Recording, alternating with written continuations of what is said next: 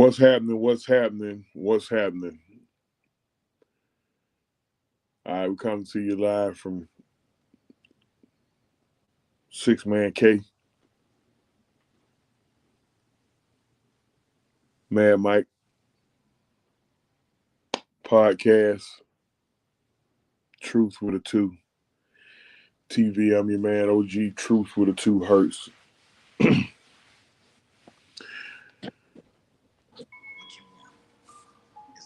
I'm gonna tell y'all something, bro. We're gonna do the weekend. First of all, we're gonna do the weekend recap. We're gonna do the weekend recap. Um, you hear the music in the background. It don't belong. It don't belong to nobody around here. Me, Mike, or K Styles is coming on our channel.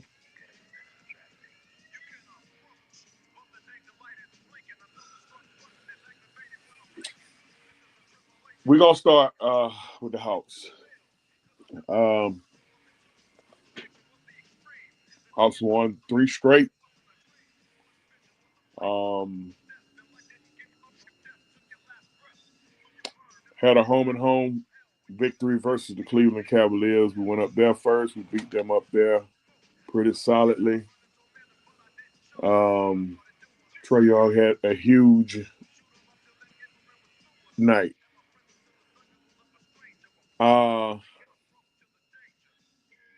Oh, trust me, George boy, we're gonna get into that. Trae Young had a huge night. He had 20 points, 21 points, 22 assists. Almost historical for the Hawks for being a Hawks. He was 2 assists shy of breaking Mookie Blaylock's single season record.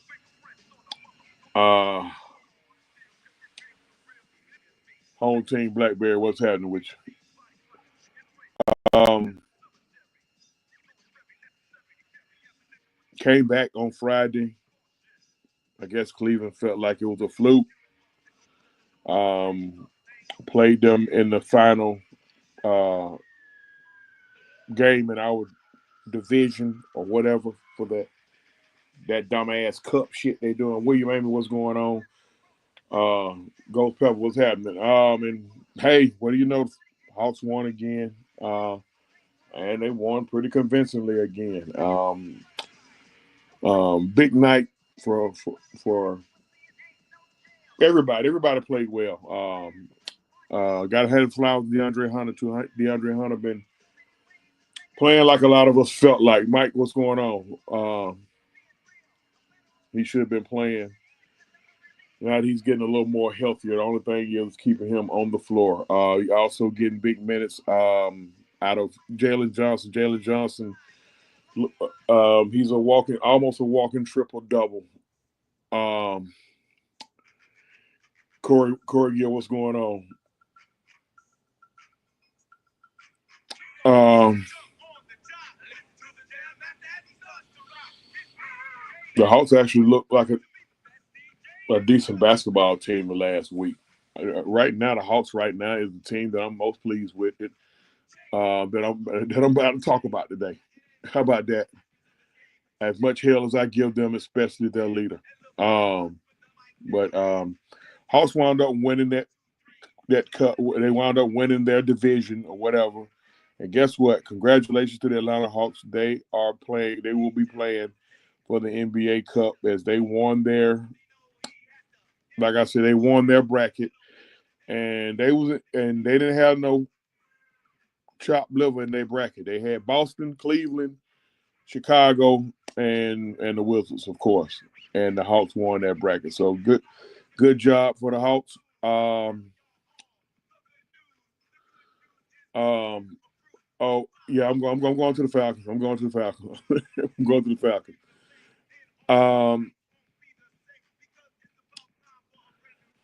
What I'm seeing different home team is Trey deferring a little bit more. I think he's starting to see he don't have to play hero ball. You got some guys out there that can score the basketball. They're playing much better on the defensive end. That includes him.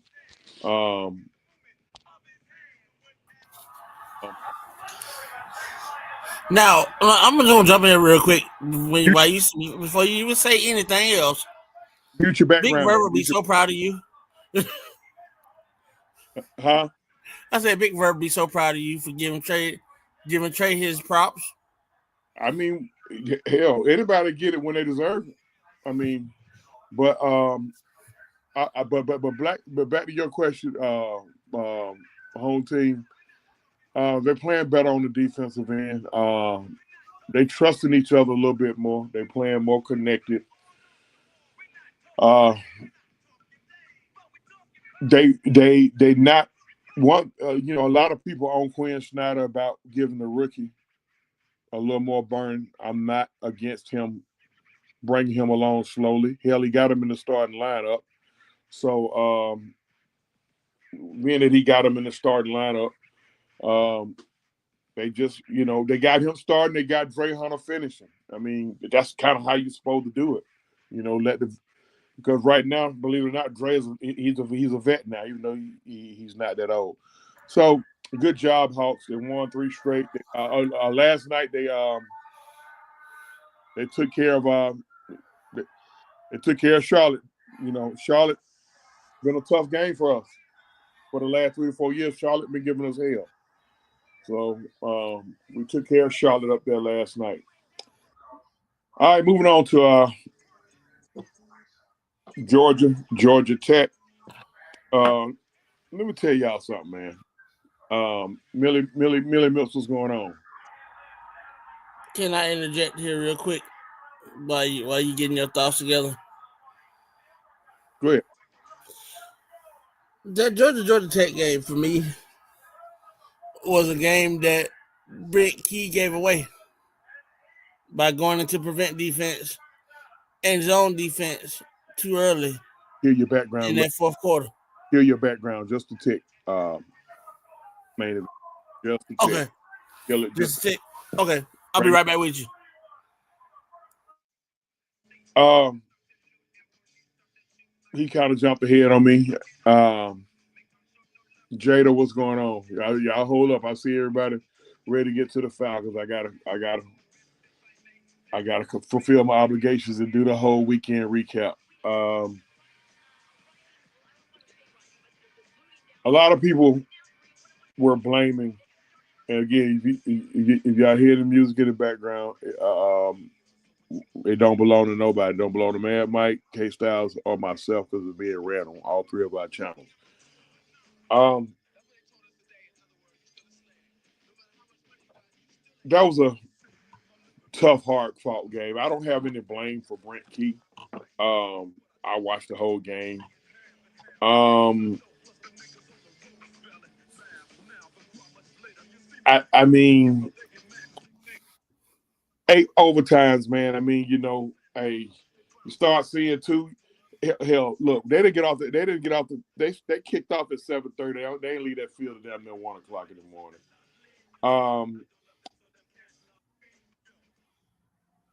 I think what really damaged Georgia Tech was what happened early. Early, your first 3 drives. Cause see, I root for Tech and Georgia. Your first 3 drives, you got into the red zone 3 times. You only came away with 3 points. You can't do that against a team like Georgia. Um, you can't do that. Hold on, Toxic Black. Yeah, everybody just hold what you got. I already see what y'all on to relax. But Tech played their ass off, man. Did. They did. They played their ass off. And but hurt Georgia fans, listen, it's a fucking rivalry, bro. Do y'all realize? See, folks be so goddamn. They be so quick to goddamn kill the quarterback. Uh, Even I got my thoughts on Mike Bobo, but kill Mike Bobo and kill Kirby Smart. Listen, man, Georgia played probably one of the toughest schedules in NCAA history this Their year. schedule was number 3 in the country. No, that schedule was number one. Their schedule was number one. They had the toughest strength of schedule um, in the country. Look, man, Georgia probably one school that got it's 6 or 7 other schools, and not all of them in the SEC No. called them a rival. Like, for real. You want me to name them off? Clemson. Clemson, South Carolina, Georgia Tech, Tennessee. Florida, Auburn. Shit, Alabama. probably not Alabama. LSU definitely is a rivalry.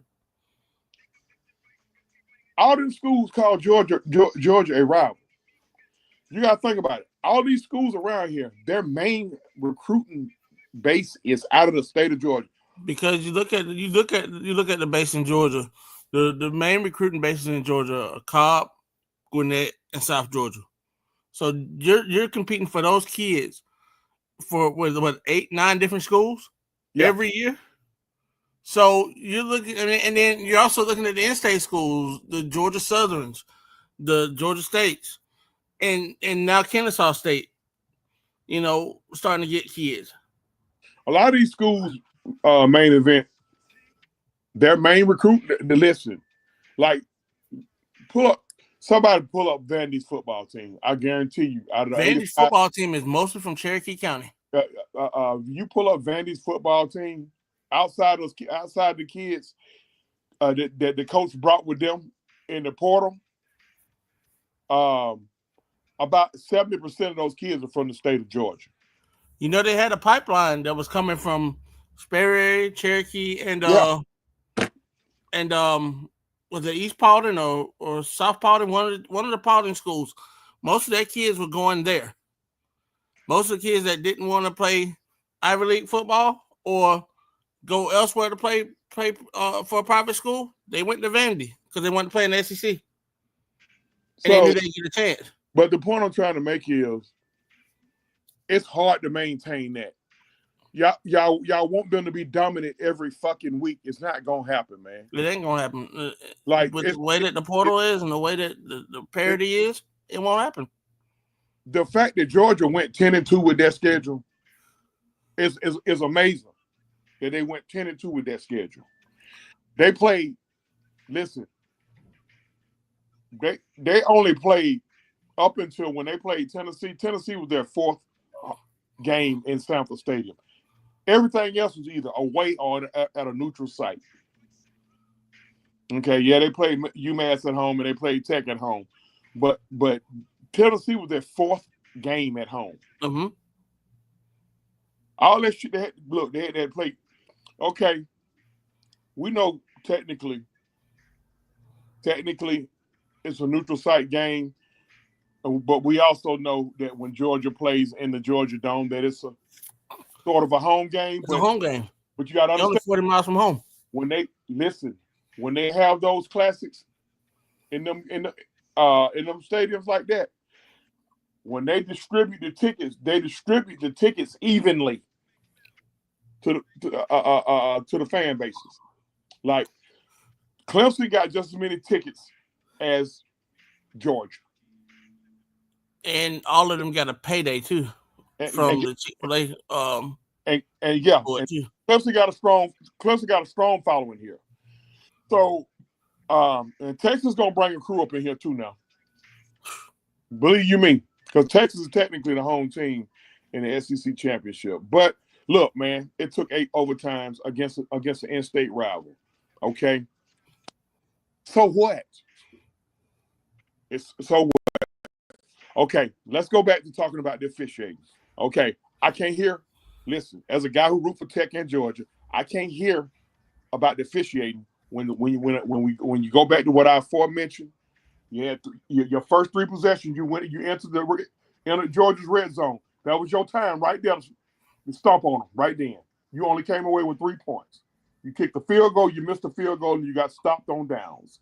Okay, and then with less than 6 minutes left in the game, you up 27-13. You gotta close the deal. I can't hear you talk about the refs. Can I interject real quick? Go ahead. The referee in that game was not bad at all. They let them play. They let them play like rivals. They did let them get away with a couple calls, no, in Every in the passing, but in the passing game. But you know what? I'd rather them not call it, and let the rivalry game play itself out, than to call it and to ruin the game altogether. Because you could have had multiple pass interference calls in that game. You could have had multiple holding calls in that game. You could have interrupted they could have interrupted the whole flow of the game, but instead the referees pretty much kept their whistles in the pocket in their pockets and let the game play out itself the and way it should have been played. listen, Tech, faithful. Again, I root for Georgia and Tech. I root for anything to come out of Georgia Red Clay. Georgia Tech, Georgia Southern, Georgia State, Valdosta State. Hey, West Georgia. I went to West Georgia. So here's the thing. It was pass interference. That what they didn't get shitted on. Okay. Now, if you're mad because they may have missed a pass interference early in the game on Tech, okay, that's cool. But that was the correct call. People got to understand what's the correct call. As long as it's the correct call, I don't care about how ticky tacky it is. Now you Now, talk about that blatant pass interference call late in that game. I, Yes, definitely, now of I'm gonna course. say But this as an official. Yes, I'm an official. I'm a GHSA official. Okay, and I call baseball games. I'm gonna say this as an official. Technically, it's it's all about when they want to call holding, because somebody holding on the airplay. exactly. So 9 times out of 10, when they call a holding, the dude is guilty. You know what I mean? Yep. Now, but look, man, Tech. I'm proud of Tech. Let's not go out like that, like these other whiny ass schools complaining about the officiating. And then if you and as much as Georgia done got shitted on the listen, when you go on the road and play, you got to expect to get shitted on by the officials. Take them out of it. Take No. take the officials. Georgia Tech had the Georgia. Now to your point, main event, Georgia Tech could have took the officials out of it. All right. Yes. Some people said it was a targeting on 17. Here's why targeting was not called on this, and y'all hear me out. He changed. He changed the play. The player changed his own plane. That's why I didn't get called. Well, not only that, because technically you don't supposed to lead with the crown of the helmet, Right. but the crown of the helmet never made contact with his body. The crown of the helmet literally hit the football. Yep. I can't call targeting if he didn't hit the man. I can't. Yes, Right. after he hit the football, of course, part of his helmet made contact with Haynes King, but it Mm-hmm. wasn't egregious. You could clearly see on the replay he was trying to he wasn't trying to injure him. He wasn't trying. It wasn't like he was a defenseless guy. Haynes King was up. Haynes King, hey, I love his heart. I love his toughness. But bro, you gotta learn. You gotta know when to get the fuck down, bro. The thing about Haynes King is this: Haynes King is a baseball player who Yeah, slides head first. yeah. And I watched him play football He ain't gonna since he last long. was in 10th grade at Longview High School in Longview, Texas. He is His not gonna. father is one of the greatest coaches in the state of Texas. Yeah, he's not. Watching him play and watching him do the things he does now, Yeah. I mean his progression. A lot of people should look at him as a possible draft pick next year. No, he going into it. Guess what? NFL scouts, them the type games they go back and look at. What you gonna do when everything is when your back is against the wall? Haynes King went out there and balled his ass off against Mm-hmm. And he's gonna have to have surgery on both shoulders. in a hostile environment. Yeah, But he be doing that shit in the NFL, all that stuff running up high. You better get your ass down, bro, yeah. because they gonna hurt you. But hey, Georgia took care of business. We got Texas. Let me tell you something, man. I thought Alabama fans were some fucking idiots. Guess what?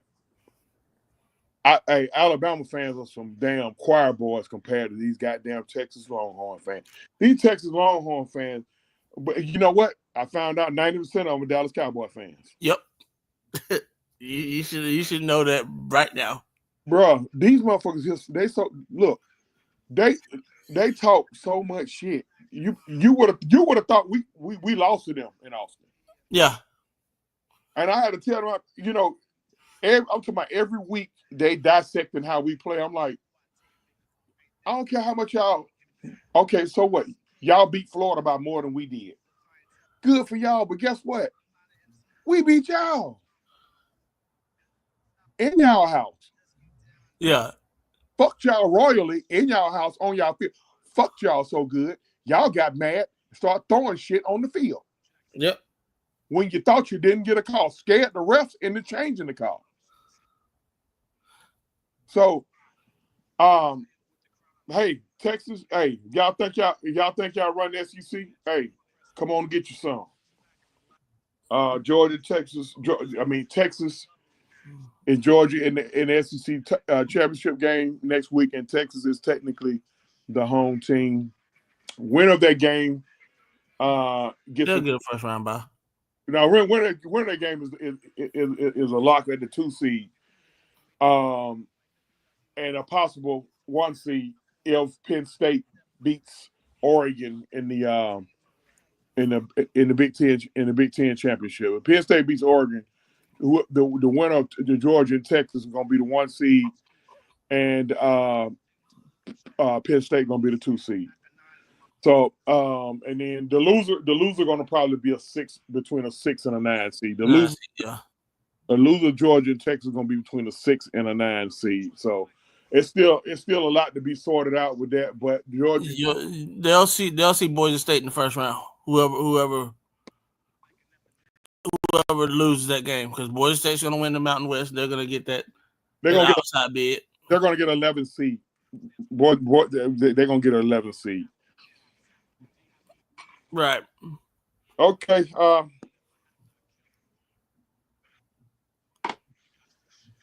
Let's talk about it.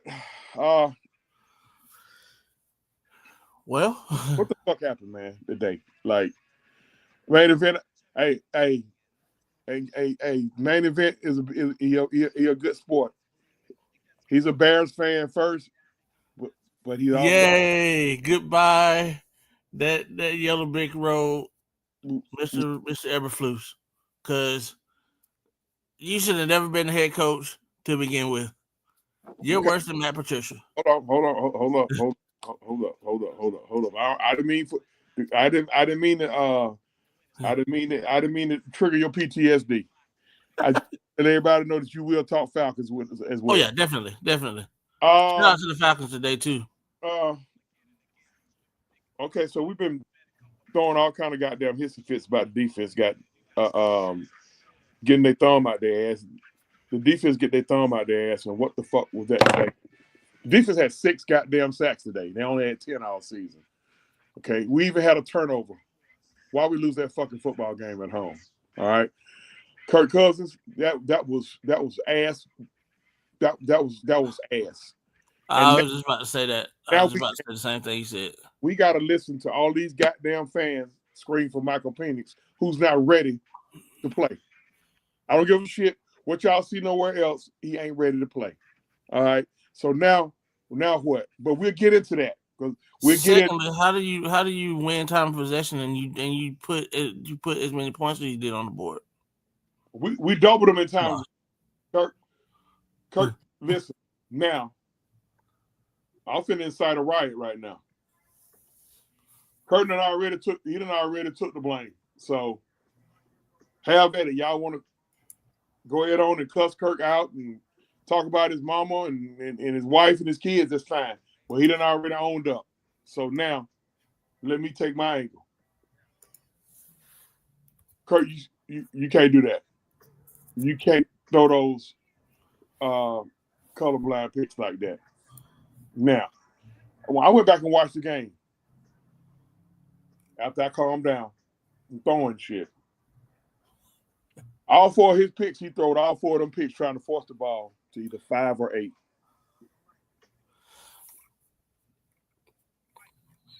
when you try to force the ball to 5 or 8, that means you still got number 7 in the backfield that needs to have the ball.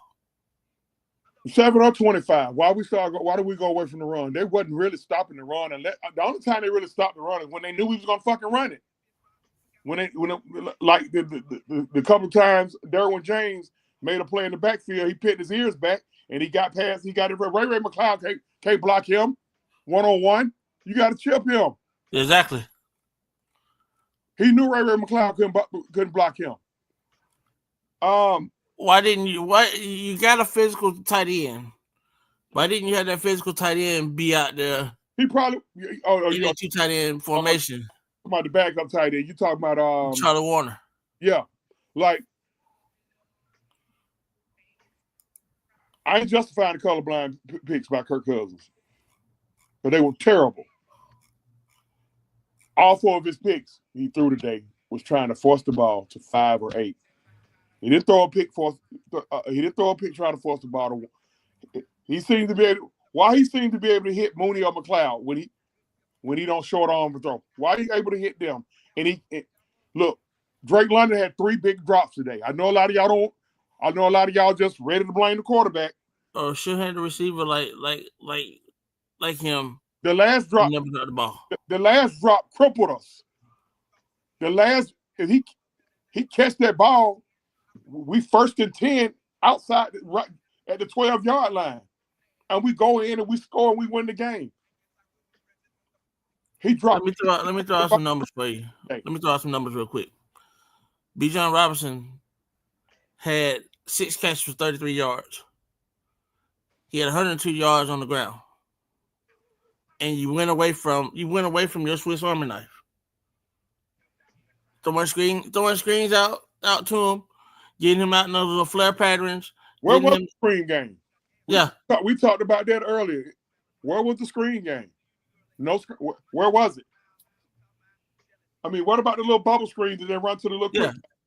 You run at least 7 of those a game, and you only ran 2? What happened to play? Why you not running play action and you got Bijan eating? Why is it when you knew that they was going to try to pin their ears back on the run game, why you didn't bring in the heavier back? Because guess what? They make business decisions on Tyler Algier. A lot of guys gonna still try to pop Bijan, even though Bijan is tougher than I thought. Well, you got the jet pop pass with Ray. You put Drake London in motion. Give him on end arounds. I don't get why. I mean, you knew they were going to sell out on the run, and they were playing single high safety at one point. Pretty much that whole first half. They okay. Did you see that did you see what I saw? Right before they took the lead. Bro, listen, man. No, you know what? I take that back. 3 of his 4 picks. The pick to the house. He was trying to hit Mooney in the flat. So my bad. The pick to the house, he tried to hit Mooney in the flat. And jump. But see the thing about it, Kirk been playing too long to get baited like that. Dude just baited him.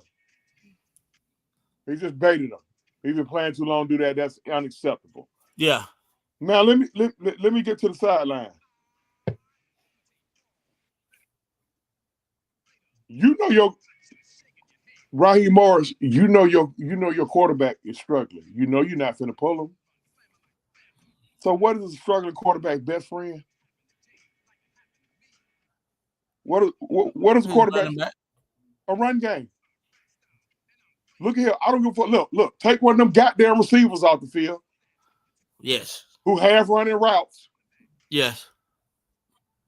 Yeah. He was going to pitch, y'all. He was going to Pitts. I went back and watched the game. He was going to Pitts. Pitts broke off his route 2 or 3 times. That make a quarterback don't trust you. And I'm tired of talking about him breaking off his routes. He even got called on it by the announce crew.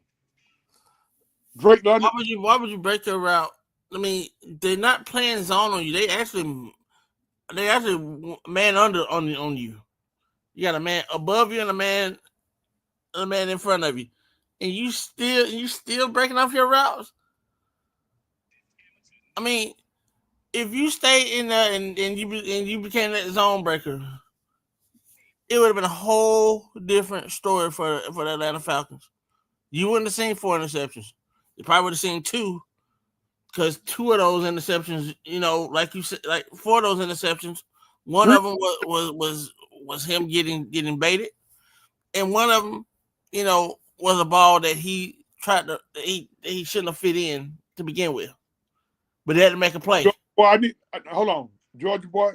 If he him, we win that football game because he dropped the ball dead in his fucking hands. Yep. Dead in his hands on 3rd and 12. Yep. So he ain't him. I can't give you that, my brother. Catch the fucking football. You see your quarterback struggling, help your quarterback out. And he might say that ball was not behind him. If that ball is in your range and it hits you in your hands, catch the damn ball. The ball literally hit him in the breadbasket. That's what I'm saying. Catch the damn ball. Before I go to the coaches, y'all go find me another kicker. No. I ain't handing out no more passes to Coop. I'm sorry. I love Coop to death. We're not finna keep riding on that he done had a couple of game-winning kicks. This man, 4 out of his last goddamn 10 field goals, 5 out of his last 10. The man, he got the most field goal misses in the NFL this year. That shit is unacceptable. If you got a bad hit, why the fuck he out there?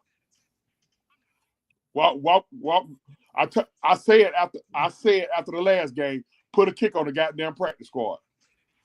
Terry Fontenot. You got some kickers out there right now. You got and Anders Carlson. I don't give a shit. I don't care who it is. I'm just giving you some names that's out there. Anders Carlson. Hot Rod. Whoever. The thing about it is, he missing Chip. The damn first field goal he missed was basically an extra point. Yeah. It looked like he ain't getting no drive. It looked like he losing power. We need to get us a kicker. I mean, and I watched that kick. Me being a former kicker, I'm watching him kick the ball. He's not healthy because he's not using those normal steps. He's not getting that normal height that he does when it's follow through. There's something wrong, and he's kicking through an injury. You ain't doing nothing but hurting yourself and hurting the length of your career. And that's it. And I'm not knocking them, but if you're missing kicks that you don't normally miss because you're pushing them, and you can't get your leg through the zone fast enough, and they coming off like knuckleballs, sit your ass down somewhere.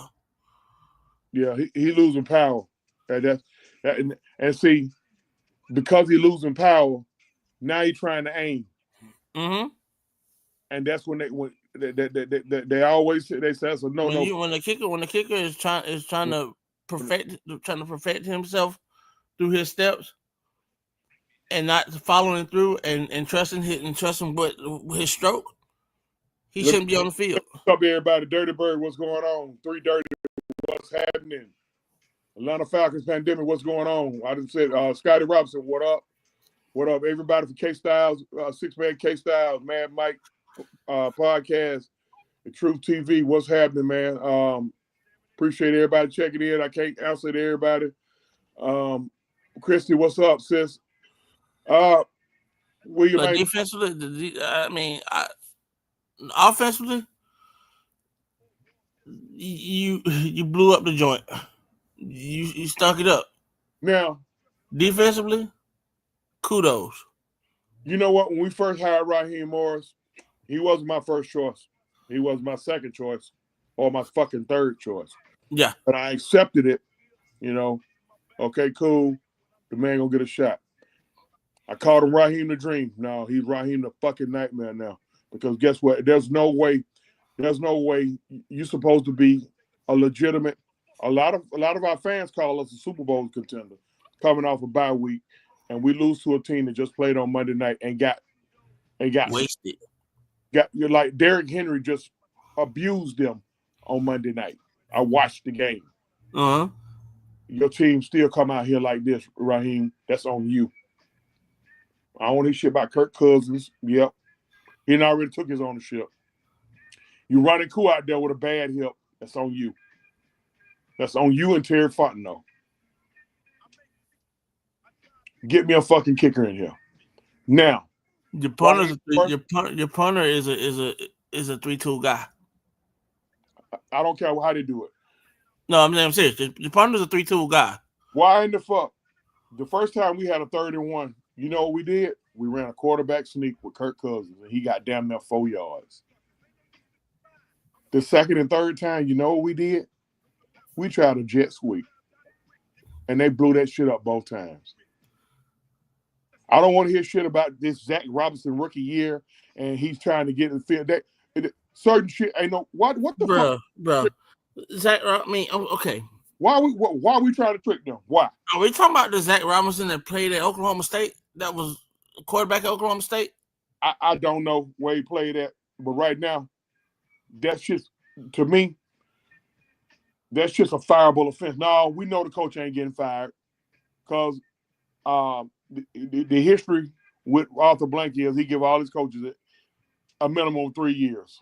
I would have rather had the mistakes that Arthur Smith had offensively in this game than what I saw than what I've seen previously. I hope it's a hiccup. I done said this several times. Shit. A lot of shit we seeing right now, we was killing Arthur Smith for. Yeah. We a lot of shit. Hey, y'all remember Arthur Smith tried that damn jet sweep with John Smith down on the goal line last year? And he damn near needed security to walk to the damn locker room. This dumb motherfucker out here and do the shit twice today. Raheem, tighten the fuck up. Yeah, we know you're gonna be here 3 years. But must I sit and watch this shit for 3 years? That was a bad loss. A bad loss. But you can see that everything's still up and up though. You know, you can take positive out of this game on one side of the ball. Right now, Tampa the best team in the division. I'm gonna call it what it is. We lucky right now because we own the tiebreak over them. That's what probably gonna save us. But here's our next games. Like next week we go to Minnesota. Yep. Huh. Think they ain't ready to goddamn give the Cousins up there? Okay, after that we got the Giants. But I would say that's a layup, but not the way we playing. Nah. I mean, Dabo's just as bad of a coach as Eberflus was. But anyway, I'm a Bears fan. We're talking about the Falcons. I'm sorry. Then we go out there, Las Vegas to play the Raiders. That ain't gonna be no layup. That ain't no layup either. Then we got Then you got the 3 division games left, don't you? No, we got 1 division game left. Is there 1 left? Okay. Carolina last game of the year. And Carolina, it ain't gonna be the same Carolina that we played a month and a half ago now. No. So they really tricked that game off against Tampa today. They've been playing better. Bryce Young seemed to get comfortable. You know why? Because he had the time to get comfortable. Yep. But everybody was screaming for Penix. He done had the time to get comfortable. Penix is not ready. He's not that guy yet. I mean, Atlanta, be patient.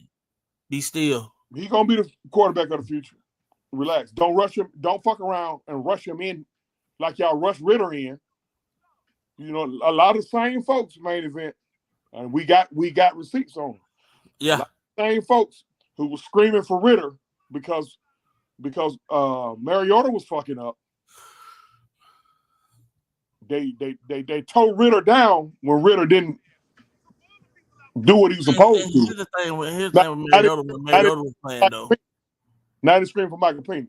Now, When Mariota was playing on a hurt knee the entire time he had been there, and he didn't want to come out. He didn't want to mess up the flow of the game. But when he did, he messed up the flow of the game trying to be a tough guy. That's the part that I didn't like about Mariota. When you're wanting to be the guy in the locker room because you're a quiet guy and you want to show by example, but you end up hurting the team in the long run. So I mean, and knowing that he had a bit of a noodle arm because of a bad shoulder. So either way it goes, wasn't a mistake getting him in. No, because he did give you some great performances, but two, he just didn't have that mentor that Ritter needed. And now that Cousins is here, and you got Michael Penix has someone that he can rely on. They can be a great mind to him. Let him develop like Jordan Love did, like Aaron Rodgers did, like Pat Mahomes. Pat Mahomes had to sit a year. Wouldn't it be some fucking straight up bullshit if we lost to Arthur Smith and Desmond Ritter in the same? By the way, Desmond Ritter's a starting quarterback for the Raiders. That would be, and he's doing pretty well. That would be crazy.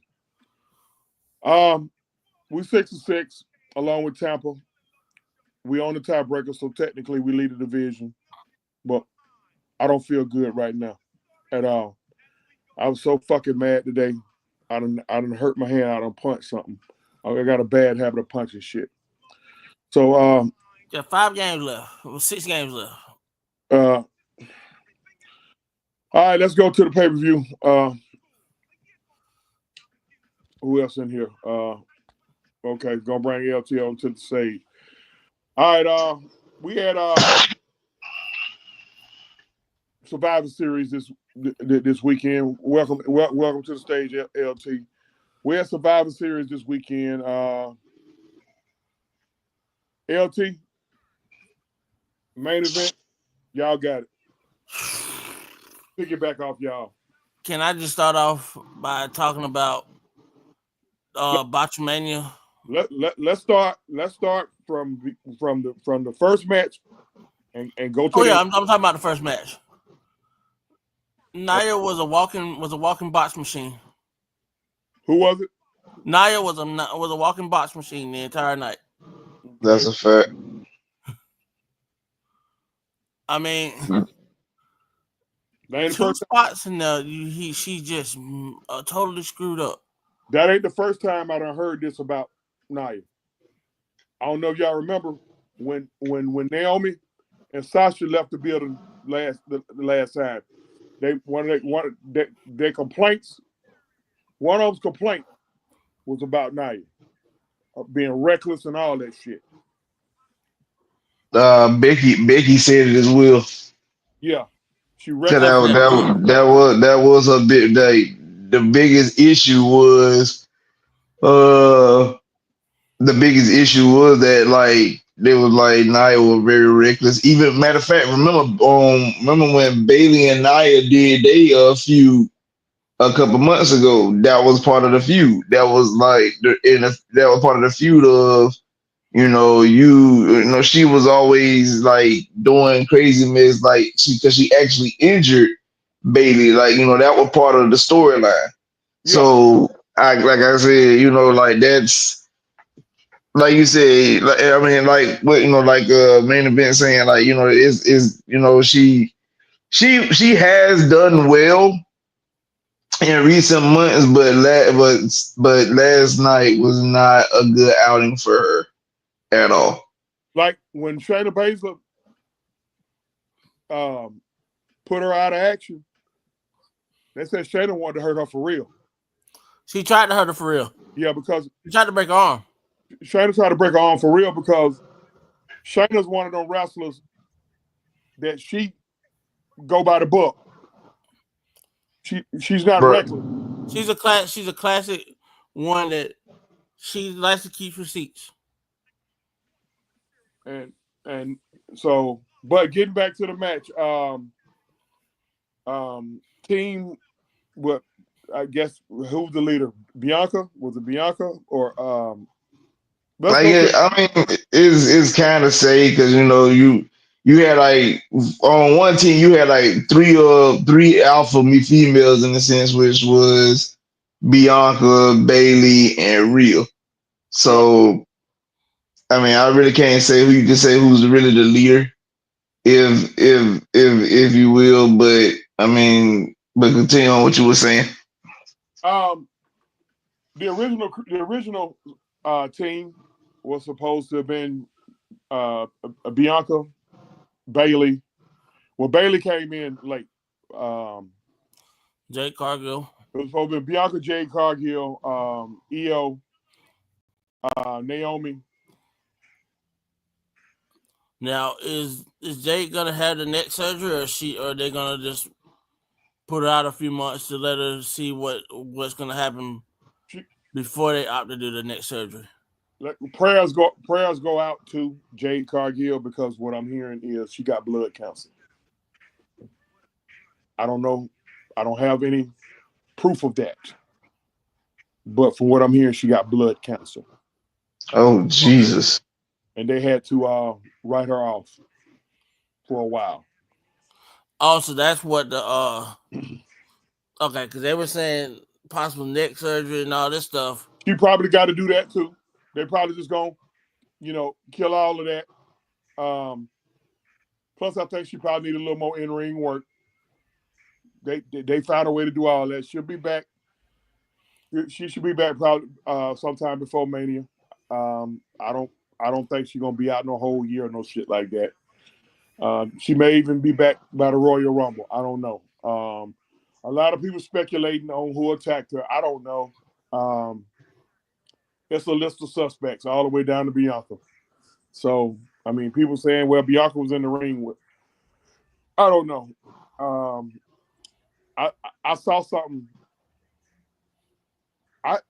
Last time I seen Bianca go with the open face gold in her mouth, unless she been hiding it, was when she was a heel. And that was back in NXT days. Y'all ain't know she got gold in her mouth now? Yeah. That's something to pay attention to. And you notice that Montez is also rocking golds in his mouth as well? Yeah. I mean, it's almost a given. It's about to be a major, and I gonna say it's gonna be a couple of heel turns. Some bad gonna happen in that New Day celebration. And I think it's gonna involve Big E.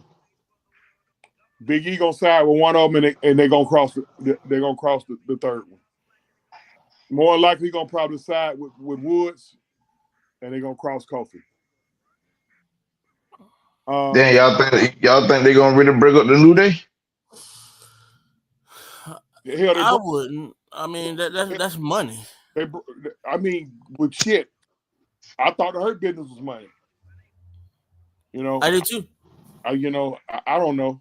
Underutilized. You know what? You say that a conversation was had one day. Another person, me and them were having a conversation, and he was basically saying with the Hurt Business, yeah, it was hot, but you got to feed into the new talent, and I'm looking like, well, you had new talent in the Hurt Business with Cedric Alexander, but like you didn't like utilize it, and it hurt him in the long run because he, Cedric just left stuck. He's stuck in NXT now. And he just lost a tag team title match, him and Javon Evans. Yeah. Bobby gone, MVP gone. And Shelton gone. They all signed with AEW. Yeah, we're all on side with AEW, and I mean I And really they had the ain't worst pop I legit. had ever heard. They had what? The worst pop I had ever heard. When they came I out mean, there, well, they were like, "Oh wow, we've seen this before," And that's the way. That's I the mean, way it well, looked. I mean, of course it looked like that because you're you're bringing your WWE persona to to AEW. Now, me Right. personally, And kind of, I like the direction that they was going with it, especially like with the new theme song and everything. I think it's yeah, actually dope. But but I also think like when it comes to like a lot of wrestling fans, everybody wrestling fans these days is finicky. They don't really appreciate that. Like I said, I do believe Vince did mess it up by like because it was so crazy. Because at the time you had Shelton and Cedric being tag champs, and you had Bobby being a WWE champion. That was That perfect. literally lasted 1 week because as soon as you gave the WWE title to Bobby, you had Cedric and Shelton drop the tag titles the yeah. following week, and they only had it Then for like maybe like 3 weeks. 2 weeks later, he like dropped the belt to Big E. Nah, he held the belt longer than that now. Cause He held it. he went to WrestleMania with that belt. That's right. That's right. You're right. You're right. You're right. Um, I got my timelines mixed up. I'm sorry. and I just knew that it was about. We don't want to get too far. Before we go to the next match, I knew that they was going to bring in Omos as the enforcer. Omos just stuck now. What is he doing? I know he's still on the contract with the WWE. But what is he doing? He just had knee surgery for one, Okay, I didn't know that. What up, T. Lord? and What up? he got married, had knee surgery, honeymoon, and he's been doing some ambassadorial work with Okay, yeah, they're using those. Titus as well. All right, let's go to the next. Let's go to the next. Go to the next match. Okay, you had Shinsuke Nakamura and LA Knight. Go ahead, LaTravis.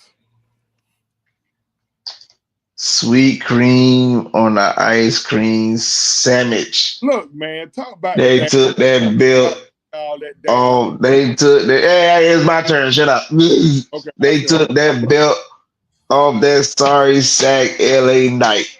That man, listen, I get it.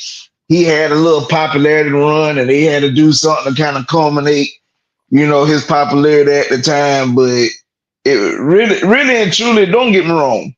As much as happy as I am for Shinsuke to kind of to win that title, I'm still disappointed because Shinsuke could literally be WWE champion or whatever, and Yes, they're not giving it yes, to him. I don't know why yes. they're not giving it to him, but he literally the man is great enough to be a top champion, and for some odd reason, y'all keep giving him the He done, mid card champion. Now, don't get me wrong. he, Hold on.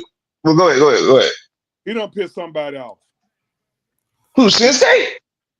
Shinsuke, to me, he's a main event guy. Yes. He done pissed somebody off. Here's my thing about Who he getting pissed off? Bro, here's my thing. dog, the most he did, the most you did, you gave him the Royal Rumble win, what, back in 2018, 2019? 2016. 2016. 2016. Listen, And then you had him headline WrestleMania with AJ Styles just for him to lose and turn heel. So, but since then, he done nothing. Who did he piss off? Here's my thing about Shinsuke. because And y'all might disagree with me on this. Y'all might not. go ahead. But Shinsuke, he acts more like a part timer, like Brock Lesnar does, than Brock Lesnar does. Because you've seen Brock Lesnar more than you have Shinsuke in the last couple of years. But we know what Think about it. he's doing though. We know what he's doing. We know he going back and forth. Of course, he going back to his country, his home country, and performing over that. They can't keep him from over there. But guess what? Just like they figured it out for Walter Ass, we'll get to him later. They need to figure it out for Shinsuke. And The thing about Walter didn't want to leave NXT UK. That's not. We'll get to that later. I'll talk on that later. Shinsuke scored the victory. LA Knight got distracted. He let Shinsuke get inside his head. He could have got the victory, but he didn't. And Shinsuke is the new U.S. champion. Your next match. Let me say this. That match was weak. That match could have been more of a story, but look at who you're in the ring with. That's all I'm gonna say about that. My point exactly. That's my point exactly. That's exactly why I feel about the way I feel. Because Shinsuke is an artist. Okay, he can do the job. Fake ass Stone Cold, no. If you saw the pay-per-view, did you see the entrance? You see how he came out with Stone Cold? See the music that Shinsuke had. Yeah, you see how he walked out with the belt in his hand like Stone Cold. Come on, bro. Like, come on, dog. He actually dropped the belt. Yeah. Like he went up there, he did the pose, and then he dropped down. The belt snapped off his shoulders. It fell to the ground. Come on, dog. Like, all right. Next matchup. That's something we can talk about because I got my thoughts on that too. I kind of feel like shit. Stone Cold is a retired wrestler. I mean, I don't see nothing wrong with wrestlers these days. Still gimmick. Old wrestlers, but that's another story. The next match we're going to, we had a triple threat between Braun Breaker, Sheamus and Ludwig Kaiser. Ludwig Kaiser. Can I start on that real quick? Go ahead. Ludwig Kaiser just made himself a superstar. He just made himself a lot of money. 2 reasons why. One, that should have been a singles match between him and Braun Breaker. You saw how him and Braun Breaker worked together. That could have been a blockbuster matchup by itself. Sheamus just showed everybody that he's still Sheamus and he is still a force to be reckoned with, even at the advanced age that he's in. So you look at it this pause real quick. You're absolutely right, because I didn't know Sheamus was as old as he is, because his birthday is literally 2 days after mine. But Sheamus would legit be 47 in January. Sheamus ain't got long. Sheamus just got married and everything. So I seen that, but Sheamus ain't got long. And Sheamus has become a naturalized American citizen, by the way. Congratulations to him as well. I'm still warming up to Ludwig Kaiser. I don't know. Ludwig Kaiser, I'm telling you, even though we know about Alex Wright of the past when he was a young wrestler. The Wonder Kid. Yes. Okay. All right. He trained both Walter and him. He trained some of the best kids in Europe. He's trained Tyler Bate. He had Tyler Bate. He also had a young Finn Balor at one point. So the guy can cultivate wrestlers. Okay. Ludwig Kaiser, his father is also a wrestler, second generation wrestler. The man can go. So who's the feud gonna be with now? I really think that if you're gonna put him in a feud, it has to be him and Braun Breaker. It has to be. Because those even and as old as Ludwig Kaiser is, Ludwig Kaiser is 36 years old. Sheamus ain't letting that go, bro. You saw how that match ended? Oh, Sheamus ain't. I wouldn't let it go because it was a great matchup, and I would love to see one-on-one matchups between the three of them again, because all of them can hold their own. Well, see, you know what? I wouldn't have had a problem with it being a fatal four-way, because I think Pete Dunne getting screwed too. Pete Dunne can go, bro. Yes, that's another guy that was a part of NXT UK, and he was trained by Tyler Bate. So that tells you something. All those guys got similar styles too. But This is the strong style. This is the British strong style. Braun Breaker retained. And that story is not over because Ludwig Kaiser literally he wasn't gonna let Sheamus win. So that's why I said that I don't know how this gonna wind up.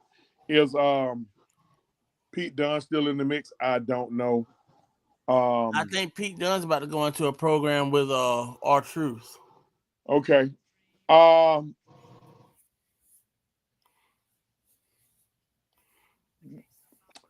WWE Championship match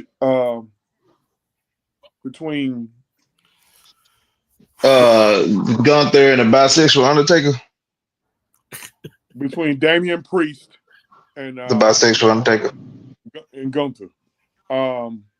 Not a bad match to me, to be honest with you. 5-star match. To me, Instant 5-star match. That's a classic. That was a classic. Right up until Finn Balor stuck his nose in the business. And see, I see the angle that they're trying to push. Somebody mentioned this the last time we talked about it, that Gunther may be ready to turn face. Gunther, he's probably hearing the noise that he can't win without help. And like y'all have fans. What the fuck? What are we doing here? What I mean, if you're trying to give Finn Balor a second run, and you're trying to get him in a triple threat kind of matchup with two big guys, it doesn't make any sense. Why not put him in the program? Why not put him in the program with Cody?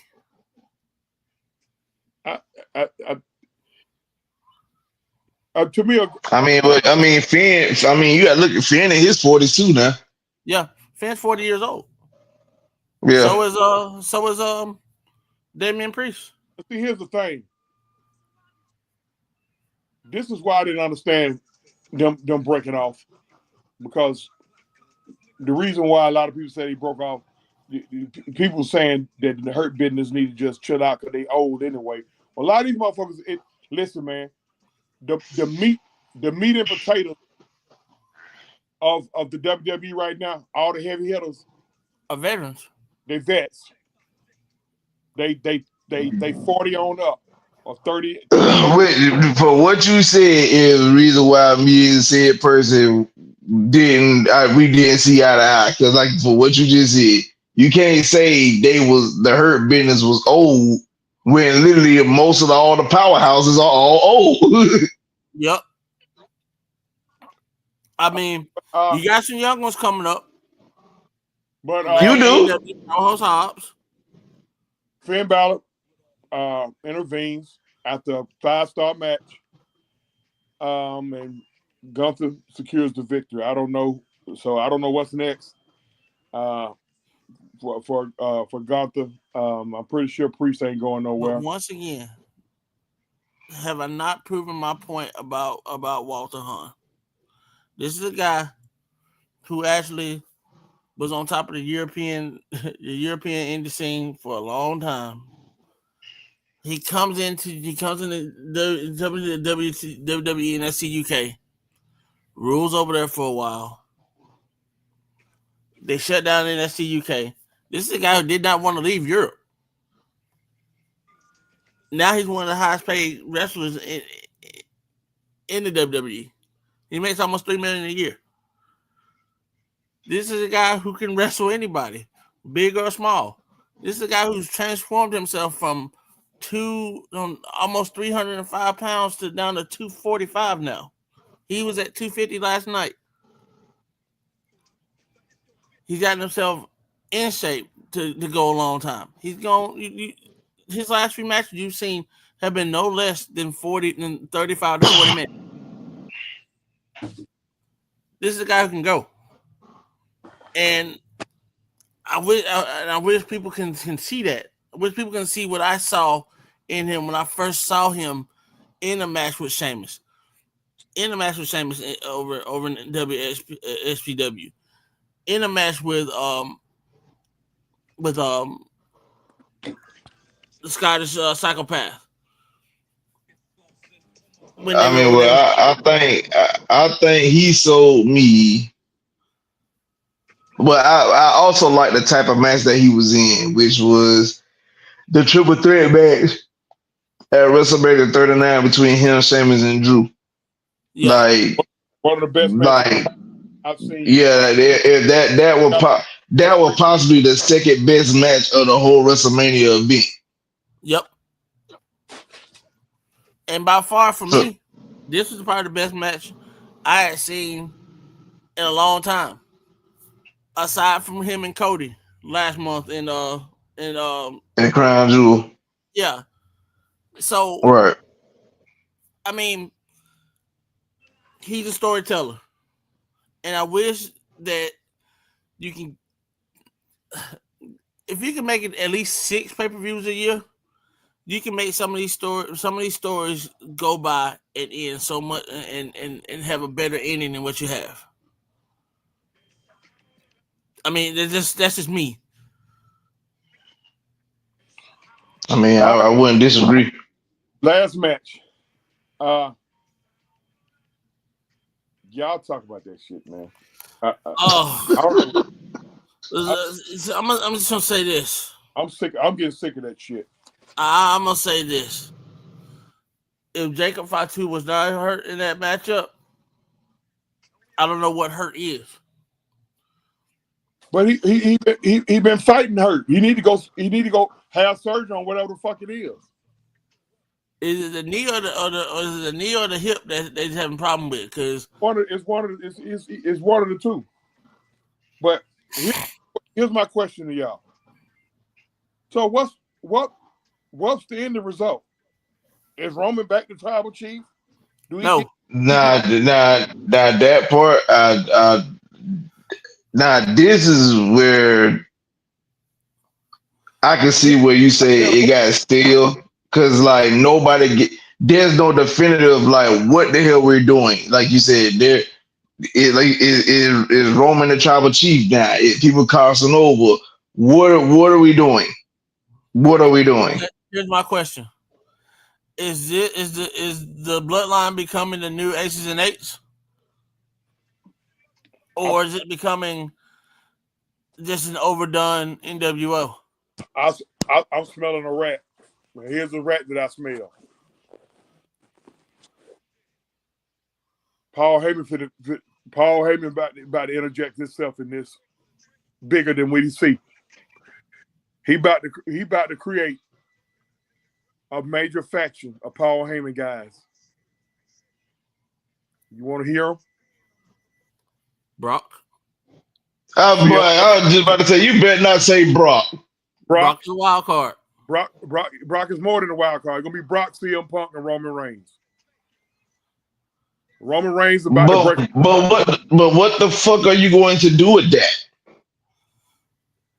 You're gonna have some limited matches and some limited time with some limited matches, but also at the same time, shit, they can create damn near about as much pop as they did with the bloodline with them three.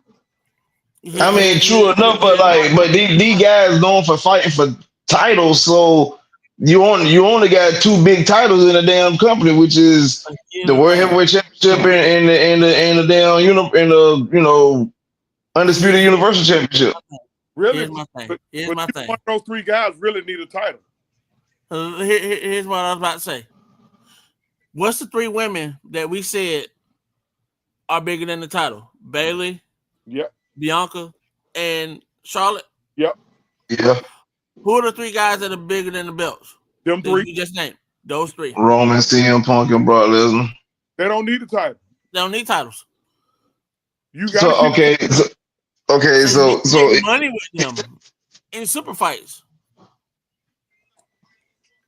You said super fights. Yeah, like super fights. Like, say for instance, John Cena wants to have a match with one of those guys before he retires, or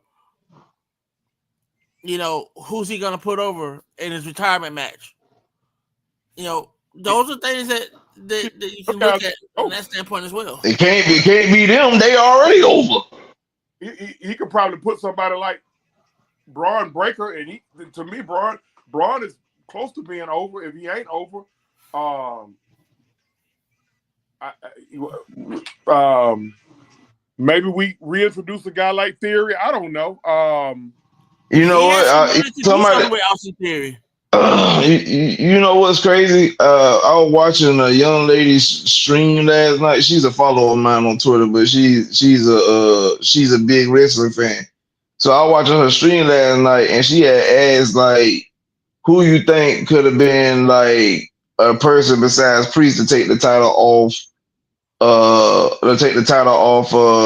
Gunther?" And I said Braun Breaker. I was like, the man got the push already. He has the ability. Folks like him. You know what I'm saying? Like, I think he could be a little bit more technical in the ring. But is But he I mean, Randy Orton ready though? uh, Is he Randy Orton ready? Now Randy Orton was young and was ready for the push and was hungry for the push. Is Bronson Rex Steiner ready for that push? Yeah, he is. I think he is. I think he is too. Because of what he come from. What he Yeah. come from, gonna make sure he ready. yeah. Right. But not only that, you know, I got a little bit of trivia for you before we go any further. If you remember back in the UWF days, I'm going back to territorial days, 1987, when UWF had Sting and the Ultimate Warrior in a tag team together called the Blade Runners. Mm. The Ultimate Warrior got fired on the off day. Who was Sting's tag team partner and won their first tag team titles together? They won their actual first title together. I don't know. Hold on. I just seen this. Ah, shit. I'm trying to remember. Was it Luger, Barry Windham? No, it was Rick Steiner. It was Rick Steiner. Okay, all right. Sting and Rick Steiner they won their very But first titles. Scott was still a baby. He hadn't come in yet. Scott was still wrestling. Yeah. They were over in the UWF. Now, think about this. If Sting would have followed Jim down the world class, you would never have seen Sting in WCW. I don't think you would. Because that next year in '88, when Jim Ross got hired by Jim Crockett, he brought Rick Steiner, Sting, brought their names up, and they got signed in 1988 to WCW. And WCW had never been the same since. Well, see the thing about it. Getting back to what we were talking about. Sorry. I know. You love to talk them territories. Ain't nothing wrong with that. I love that too. That's just my because, like, I mean, I'm hearing so many different possibilities. Solo don't really trust Jacob, and look, man, look. You can already see that Jay done already let him know that he's still gonna do his yeet thing. Jimmy is wanting to just ruin anything that Jay's got, and you saw that in the introductions. Well, I don't think they're gonna feud no more. I think they already.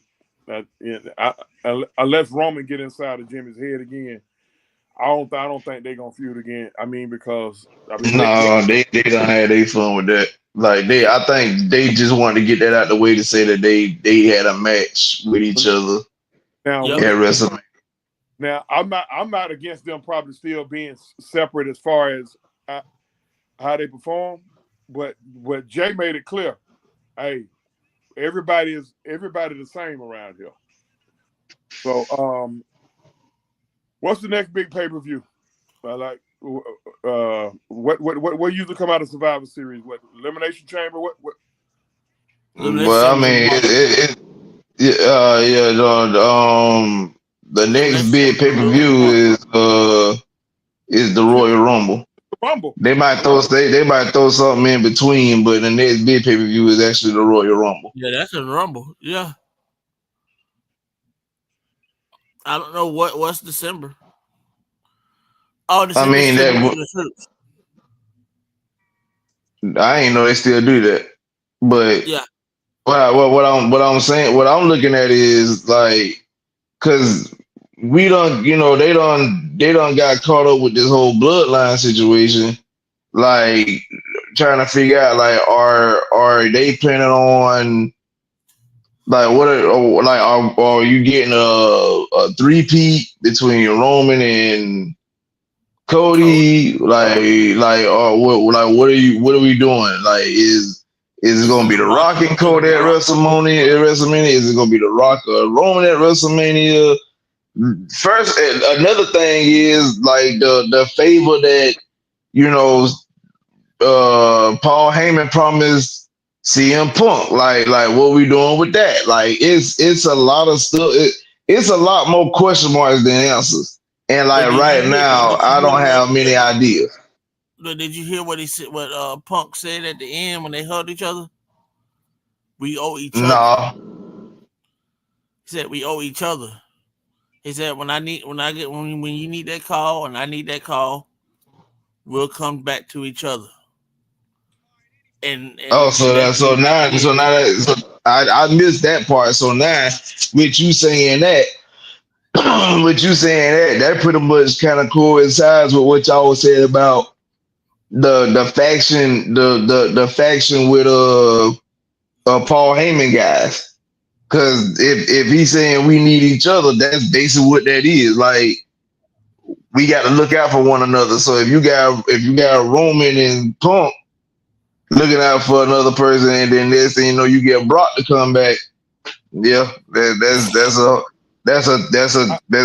faction of Paul Heyman guys. I think it's setting up for Punk versus Seth at WrestleMania because Seth turned down. When Seth turned it down, what other way to stick it to Seth? Along with doing that favor for Paul Heyman is to join Roman Reigns. CM Punk look.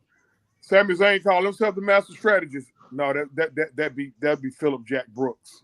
Yes. You know what's crazy now that you said that? Because remember now they've been running the running gag for over a decade of Seth turning on the Shield. So Roman's still holding as far as kayfabe, he's still holding on to that. You know what I'm saying? So if you saying like you just brought up CM Punk taking on Seth at WrestleMania, it may get to a point in the match where it look like Seth gonna win and then Roman fuck it up for him. And see, Seth is a fucking hypocrite to the top. Yeah. Like Agreed. You threw all these goddamn tantrums like you so much other fucking company guy. You got such a major issue with how Punk left out the building the last time. But how many folks you don't put over, Seth? Who busted up the Shield? Who created Roman? Who created the tribal chief? You did, Seth. That was you. You busted up the Shield, sent Ambrose to AEW, who's one of the top guys over there. You created Roman Reigns, the tribal chief. He the top guy over here. Now you don't. Now only thing you got to hold your hat on is I created and I busted up the Shield. But it's okay for you to do your little Shawn Michaels. But now you want to have a major opinion. Now you want to stand on some principles. I'm sick of him and Kevin Owens of this shit. Kevin Owens, shut the fuck up. Hold on, what Kevin Owens do to you? The next main event is 2 weeks from now. How about Saturday night's main event? No, he's so goddamn. He's so mad about this bloodline shit. Like you such the loyalist motherfucker. You done turned on your best friend about 5-6 goddamn times, bro. Shut the fuck up, Kevin Owens. You done crossed Sami Zayn at least 5 to 6 times. That's what you known for crossing. And not only that, what about Chris Jericho? What about Jericho? What? Yeah, well, he crossed Chris Jericho. So Oh, okay. This ain't the first time. Oh yeah, I forgot. Yeah, you're right. This ain't the first time that he's done any of this, and it seems like it ain't gonna be the last because Kevin Owens, he like a politician that shouldn't be a politician. Nah, look, him, Braun Strowman, CM Punk, not CM Punk, Seth Rollins. Look here, all the motherfuckers do is throw tantrums and bitch and moan when they don't get their fucking way. Now, Braun, you a Mick Carter now. How about that? And all that damn size and talent. Why the fuck you just didn't join the Wide Six, bro? Here's my question. If you put them in that golden era of wrestling, and I call it the golden era of wrestling, between the 81 and 95, 96, latest. None of these guys will even smell the mid card. They be curtain jerkers and that'll be it. Yeah. Or they be in matches with a young Rey Mysterio doing all these stereo moves and then sitting back and letting everybody else watch. I want to point out something that he said. Cause he said, why the fuck did Braun Strowman not just join the Wide Six? I think he gonna eventually join. I remember them cutting a promo of him saying like he didn't want to join due to he didn't want to deal with the darkness that's still inside of him. Yeah. So I think like they're open to still having him join the Wide Six, but they're trying to lead to it they wanted to lead up to him joining the Wide Six. I don't think Braun actually want to be left out of it because he was kind of close with Bray and Luke Harper them. So yeah, so like I said, so I think he do want to still join in honor of them, but it'll be too obvious. And plus, they got to figure out how they can keep the Wide Six on TV more often, as well as because I mean, if you give them, you already got Eric Rowan on the team, you add Braun in the mix, that's like two powerhouses on the squad, along with what Dexter Lumis and what the other guy name is, Joe Gacy. Joe Gacy fit it. Yeah. Joe Gacy fit that shit perfect. Gacy and Lumis really fit. Yeah. Yeah, that's what I'm saying. Like, listen, when they did that premiere match with them, like fighting for the first time on TV, the shit was I gotta give Chad Gable and company credit. Like, it was so fluid, like there was no botches, it was nothing. Everything flowed perfectly for that match, and it really set the tone. From the beginning, like from that entrance. Oh, definitely. Like the whole thing, the entrance, the match, the whole nine, it was picture perfect. And like I said, even with some of the nuances with, when they started the match and they had Dexter slide across the ring on his knees, he just called him with just using his arms and then and what I forgot the guy's name again, but the guy Joe Gacy, yeah, when he I see what y'all talking about that damn about what's the name getting hurt. But but like when how he did, he kind of somewhat paid tribute to Bray with the whole ropes thing, and then of course Eric Warner played tribute to Luke Harper with him doing the thing, like doing his moves and stuff like so. I said they just got to find a way to keep the Wide Six on television. But I do believe that Braun will eventually join the Wide Six, and that's really when they're gonna turn up. But they got to get more factions in the mix of it so it could be some competition. But we don't want to overdo factions like AEW does. I'm That too. with it. I'm cool with the factions. I mean, You can have more I mean, storylines. 3-4 factions, but when you got like 7 or 8, and a lot of them that are together don't make sense. You can have more storylines, and you can keep more people jobs too. True. You know, so, but you got I think that you need to have managers if you're gonna have like stables like stuff like that. You're gonna have stables. Well, okay, or what Bobby Heenan calls them. He calls them families instead of stables because he say you don't want to know anybody to feel like a damn animal. When it comes to that. Let's hit the reverse button because a lot of people that's on here, they still talk about the Falcons. Recap. We started off with the Hawks. The Hawks went 3-0 this past week. They secured a spot in the NBA Cup semis, didn't they? I'm about to say they don't advance. They in the semis, ain't it? Yeah. They got to win 2 games. They win 2 games. They're the NBA Cup champs. But as a Laker fan, I've have caught up with some Hawks games and highlights and stuff.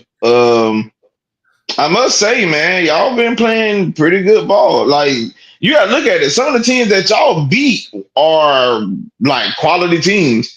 Because if I'm not mistaken, y'all gave Cleveland what 2 of their losses that they took this year. Yeah, like you gotta look at it. Cleveland looking like a showing off championship contending team, and y'all Hawks gave Cleveland I think they was like 17-3 at the time when y'all beat them the second time. Like you talking about the Hawks team that literally gave them 2 of their 3 losses. I don't know what happened with them in Boston today, but they first loss was to Boston. They second and third loss are to us, and they play Boston again today. So I don't. Okay. Know. So with that being said, though, y'all, I'm seeing like some continuity. Y'all starting to really gel, which I think is scary because right now the boy Dyson Daniels looking like defensive player of the year, most improved player of the year. I really like the fact that he is coming on strong to the point that y'all done relegated what the boy named DeAndre Hunter to the bench. I think him being in the 6-man role fits him perfectly because he ain't got to put them. Yeah, he ain't got to play that many minutes. He's on a minute restriction being a 6-man role, and he can still give you 20 plus points and about 10 boards and whatnot and some defensive stops. So like I said, I think him being in that 6-man role is perfect. Y'all done somewhat revived the boy Jalen Johnson. I don't know when y'all drafted him, but he's showing that he pretty much was a damn steal. Yeah, like the young man is a baller. I can't even lie. The boy can give you 20 easily with 20 boards. He can give you a few assists. Like I said, he's a utility guy. Seeing like Clint Capella done kind of got revitalized as well as a Kongu. So like I said, seeing what the Hawks have done for the last week or so, like y'all, like is a lot of promise there for y'all. Is a lot of promise. All y'all got to do is continue on the way y'all doing. Even though you don't like him, but you can't deny what Trae Young been doing. Now I will admit this. If he could find a way to be a more efficient scorer, it'll take y'all over the top. Like instead of him just jacking shots up, if he could be a more efficient scorer, like if you putting up 12 shots, you got to hit 7 or better. You feel me? You know what I'm saying? That's how I look at it. If he could be in that range, it'll take the Hawks to the next level. I got some basketball scores for you as well from today. Orlando beat Brooklyn 100-92. The Grizzlies beat the Pacers 136-121. The Raptors beat the Heat 119-116. The Knicks beat the Pelicans 118-85. And then the aforementioned Cleveland Boston game. Cleveland wins that game 115 to 111. And the Hawks, the Rockets beat the Thunder 119-116. Games in action right now. Sacramento's up on the Spurs by 8, 56-54. Dallas and Portland are on right now. Portland's leading that game 48-41. And late in about halfway through the fourth quarter, the Lakers are up 94-90 on the Jazz. So those are all your scores and current scores. You also got a game coming up at 10 o'clock. The Nuggets and the Clippers. So and the Hawks got the Pels tomorrow. We should take care of the Pels. Let's jump back to the Falcons. But Travis, let me get your thoughts.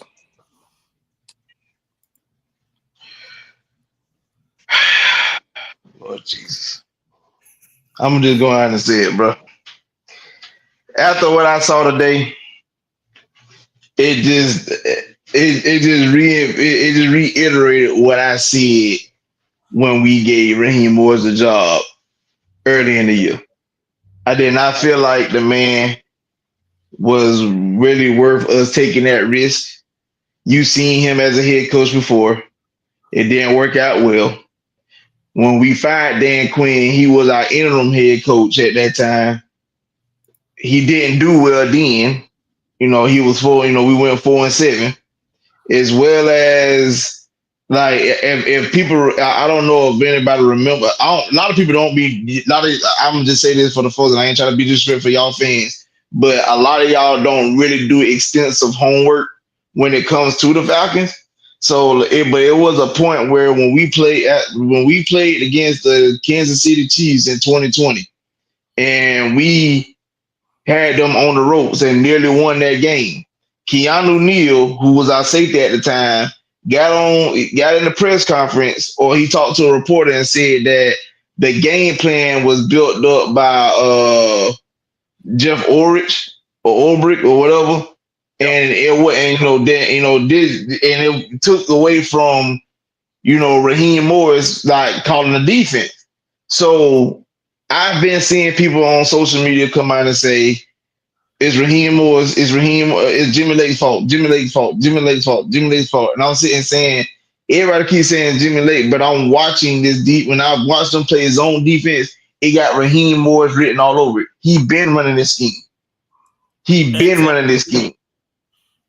That hybrid Tampa 2 that he runs. Yeah, hybrid Tampa 2 cover 3 schemes.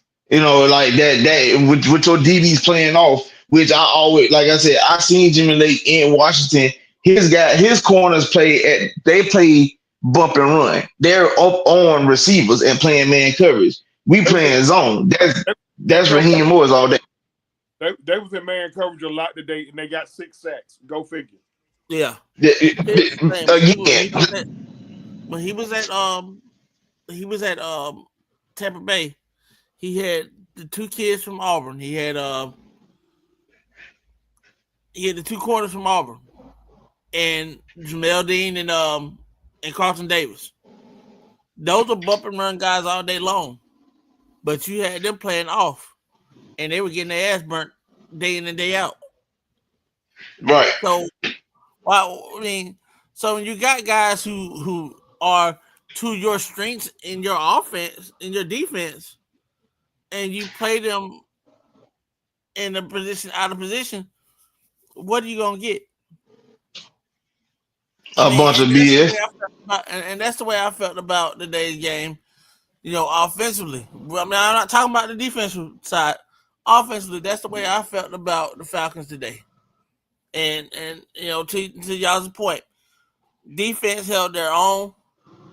But when you're only putting up 13 points and you got a kicker again, like True said, and like I said, that's hurt and truly hurt, and you don't go out and you get a kicker and do trials, then it should be a fucking kicker and a punter on the practice squad. Here's the problem. A punter Here's and the a problem quarterback. though. Here's the He only problem got though. eight, he only got From eight what was guys. told to me, the Falcons signed a kicker, but he was inactive today. Now, my first question was, why was the person inactive when you literally had a literally? Because I didn't even know Koo was hurt until what the man name is, Kevin Harlan said it on the TV. He was like, he dealing with a hip injury, and then when he said it, Koo missed the field goal in the first, and I literally tweeted out right after that. I said, that Oh man yeah. just, he dealing What? with a hip injury. Why was he not sitting on the sideline, or you had another kicker in for him? You got this man kicking and he dealing with a hip injury. And if I'm not mistaken, the hip injury is on the right side. So that's on the side that he kicked the fucking ball with. Yes. Literally making a guy kick 50-yard field goals with a hip injury. I don't get it. Riley Patterson is a great kicker. He played for the Lions last year. Lost his job to that kid that came in from the UFL. They kicked for the Michigan Panthers. Riley Yeah. Patterson is a great kicker. He's one of the top 5 kickers all time in NCAA history. From the University of Memphis, won the Grozer Award. What more can you say about the guy? So let me continue real quick. So with that being said, as I watched the Falcons today, hindsight, you could go in and say Kirk cost us the game. The man had 4 picks. You know, he had an absolute horrific game. There's no denying it. It didn't help none either, because this an old day to you, OG. When you always say motherfuckers like to get cute, that bullshit. Oh man. Because on 2 separate occasions, you ran a jet sweep on 3rd and 1. Why would you do that? That shit is baffling to me. If any, like, this is why I be saying this is how I feel like people ain't really being creative, because you could have easily hit a hard play action and had your running back leak out the backfield. You could have ran a jumbo package, hard play action, and had one person going downfield while your running back leak out the backfield. You could have ran stuff like that. You didn't. You running jet sweeps, bro. Jet sweeps, and it's getting blown up both times. You can't do that. You know, BYU. You know, you got a guy like Bijan Robinson in the backfield. You could have run what you call a running back read option with him, where he can go, where he's actually reading. He's actually doing the reading. He's reading the linebacker and the play side defensive end, and seeing what if he's gonna crash or he's gonna come. Man, I want y'all to get out on this, and we're gonna go on and wrap it up because we've been going almost 2 hours. Listen, at a certain point, if you want to snap yourself as a big dog, sometimes you just got to do what you got to do. Fuck trying to trick them. Take one of them goddamn receivers off the field, bring me in a blocking tight, put Bijan and Tyler back there, and I run Tyler right behind Lindstrom, between Lindstrom and McGarry, and have Bijan run up Tyler's ass. So here's my question: Would you rather see them in a pro style or an H formation all the time? Hold on, just hear me out. Sometimes you just got to strap it up and say, "Hey, go get me the yard. Offensive line. This is what y'all want anyway, right? Y'all want to dig y'all feet into the ground and play maul. Y'all want to be some maulers? Okay, look, Chris, $20 million. Look, you got damn near $35 million on that right side. Look, this is what we coming. All right, we're gonna let Derwin James crash. Guess what? He's going to crash into that goddamn tight end right there. Not Ray McLeod blocking him twice. Ray can't block him. I add to that, like, what you said. I agree. Here's where the Falcons messed up at on stuff like that. They ran like a outside zone read play with Algier and Bijan. The same play they kind of ran early in the year that ultimately led us losing to the to the Chiefs. To the Chiefs. Now, here's where my problem come in at. If y'all want to do stuff like that, sign a fucking fullback. Tyler is not that, bro. He's not a fullback. He is a running back, bro. No, he's not. No, he's not a fullback, but he's a heavy body. All right, so if you don't want to sign a fullback, then but he's heavy body and fullback is two different things, bro. Two different things. But the thing about it, when you got both of them, if you got both of them out there, now you splitting the brain, or whoever got the green dot on over there on a defense. But hold on, because I hear what you saying, but the way the Falcons are set up, anytime you see both on the field, 9 times pretty much is on film. Bijan getting the ball, even if they both on the field. But you running plays where you having Tyler Algier be your lead blocker. He is not a fullback. This is where my problem come in at. This is what you're gonna need to do. It doesn't. If you don't have the roster space for him, you got Charlie Warner. Put him in motion. Send him back play side the way that you want him to go. Let him be that lead blocker for Bijan. Listen, it doesn't have to be Tyler Algier. The point I'm trying to make is that when you got Tyler and Bijan out there, it do split the brain of the green dot. I think y'all both can agree with me on that because there's a possibility either one of them getting the ball. Now, give me somebody, and whether it's Tyler or Bijan getting the ball, strap it up. We going behind Lindstrom and McGarry. That's what that's what we paying. This is what we going. I'm not going behind the rookie. I'm not going behind the second-year guy and an agent Jake Matthews. I'm going behind this $35 million that we got over here a year. We going behind these two motherfuckers. You want to know the problem with that? The play that I'm talking the play I'm talking about, they went behind them two. And they got stopped in the backfield. They didn't have a lead blocker. Yeah. But that's the point of me telling you that's why I don't like the play calls. I don't like the play setup at all. Yeah, give me I don't like the setup. I don't care. I don't care if you got Bijan and Tyler on the field because the Falcons have showed you time and time again, even if you got both on the field, they only gonna give it to Bijan. That's true. That's what my problem. It's on the tape. That's why when you say it makes them think, no, it don't, because the Falcons don't put it on tape. That even though we got Tyler and Bijan on the field, guess who we gonna get the ball to? Bijan. Okay. All right, coach. Hey, coach. You my OC, LT. You know what I'm telling you? Hey, coach. I don't give a fuck if they know it's coming. We going behind them too. You want a fullback, coach? Come here. Number 38. Come here. Get your ass over here. Come here. Over there, goddamn, on your cell phone and shit. Talking to you. Or 8 or 9. Come on. What you say? Listen, I don't give a fuck if you put a goddamn alignment back there. Come here, Street. Come here. Come here. Get your ass over here. Get your ass over here. Hey, report him eligible. Get your ass, line your ass right up there. Line your ass up behind goddamn. I'm glad you said that. I'm glad you said that. Because why motherfucker don't follow the Lions routine? Because they damn sure gonna do that. If they need to, 78 is reported as eligible. What you mean? Look, I'm gonna pull out my goddamn phone and I'm gonna hit hardball. Hey, Cole, we going behind Lindstrom. Here we go. Cole, do what we going, Cole. Stop it. Sometimes you gotta have that mentality. Here's my question. You know, if you're gonna beat them with gimmicks, why don't you give them an unbalanced line? Fuck that gimmick shit, bro. Exactly.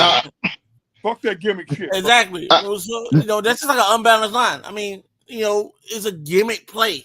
The only time we converted 3rd and 1 today was on a Kirk Cousins quarterback sneak. How about that? And that was a Bush push.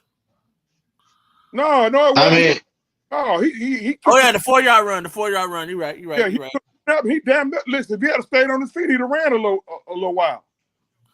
Why the But fuck? I mean, but I mean, like I said, bro, watching the offense, and to add to that, because you watching our offense do this. Now, this is what we tell people where being a head coach comes in at and where it matters. Because instead of you going out your way and like making sure the right play calls in, or if you don't like what you hearing, you call the timeout and be like, look, I don't like what's going on, or whatever the case may be. No, the hell he didn't just do that. Yeah, he did. They scored a touchdown off that too. But but like but here it is. I'm looking at play calls coming in. You might not like it, but every time they cut the camera to Raheem Morris, he got his hands on his heels staring at the goddamn jumbotron. I'm tired of looking at that. That's every time, ain't it? Literally every time they cut the camera in, he got his hands on the hill. He's looking up at the sky. Like the answer's gonna come to him. Like I said, you don't. This is why I tell people. This is why I tell people. This is why I tell people. Like when we talk about coaching and head coaches, you see how when we played against Denver and Sean Payton didn't like what was called. He called the timeout. He threw out his OC and they changed the play up. That's coaching. There you go. Well, you know what? Not only that coaching, that's culture. Let me go to the chat. I appreciate everybody who's hanging in here. Scotty Robinson, what's going on? Southside, what's happening? Envy, what's going on? Let me tell y'all something, man.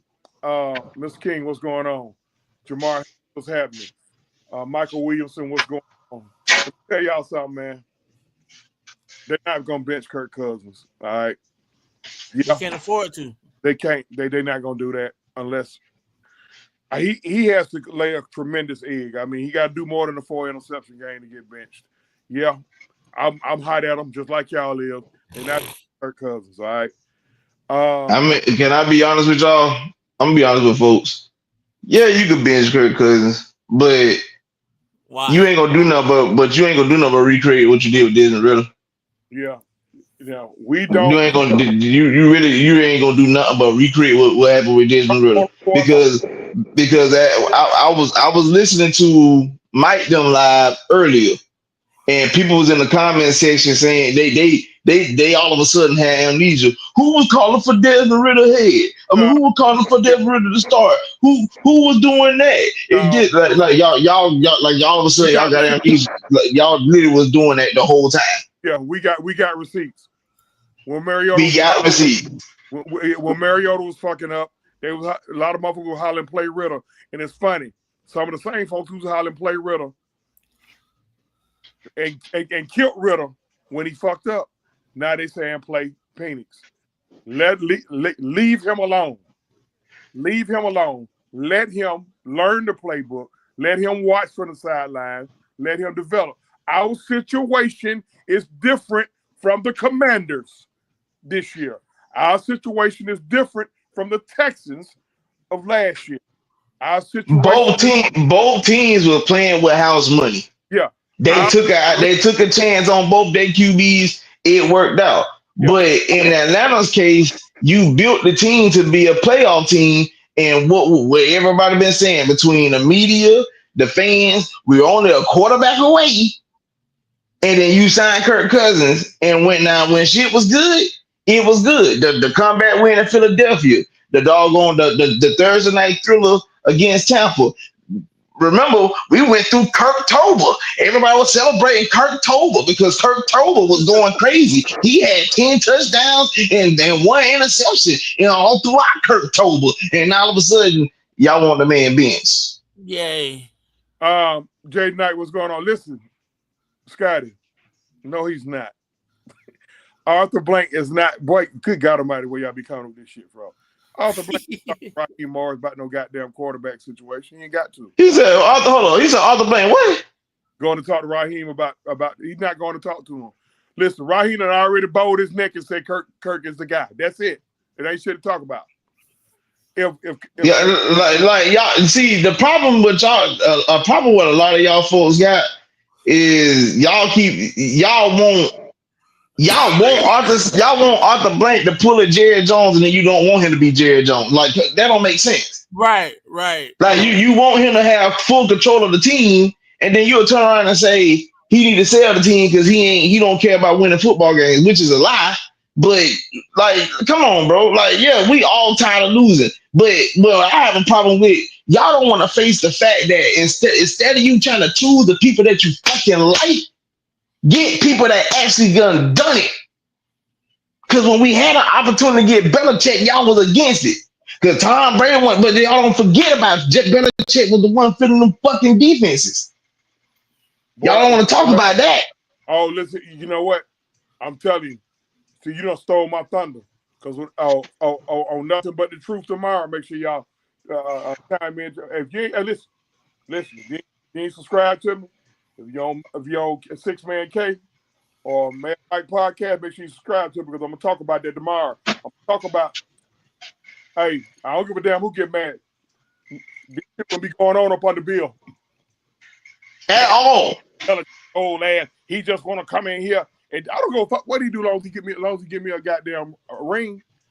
He ain't shit without Brady. Well, Brady ain't too much shit without him. And don't break up Tampa, please, because they plug Brady into the perfect situation.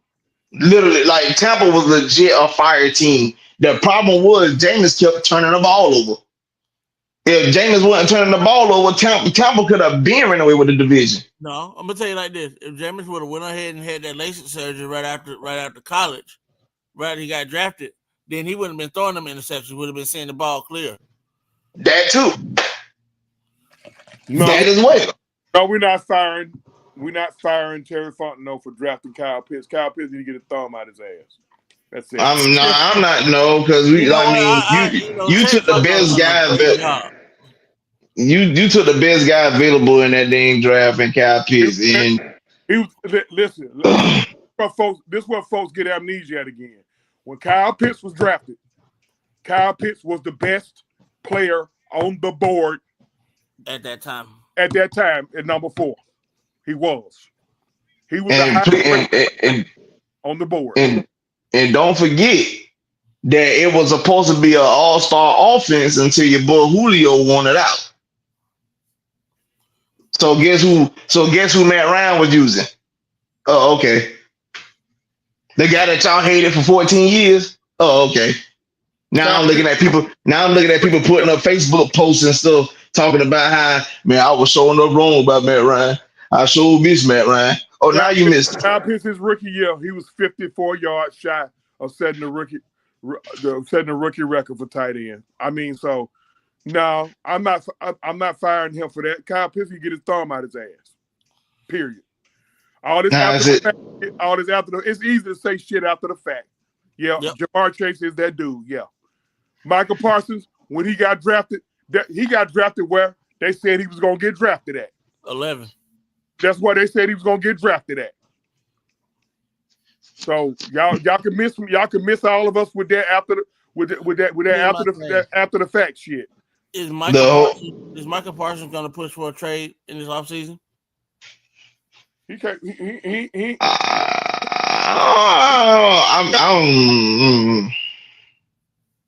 I mean, because we all know. Fuck you, rebuild, man. And where is that written at? I mean, after what happened last week, you know. I'm responding to Jada. Oh, where is that written at? It don't matter who the fuck you rebuild around. Who be making this dumb shit up? That's dumb. It's a dumb analogy. Rebuild what? Who you rebuild around? Well, there's nothing to rebuild. Yeah, I'm about to say there's literally nothing to rebuild. The team is there. No. You missing pieces. Listen, when we drafted Kyle Pitts, yes, we was in a rebuilding stage, but it doesn't matter. Listen, we were missing so many fucking pieces. Listen, man, these folks told y'all they're gonna take the best player available. That's what they did. Hold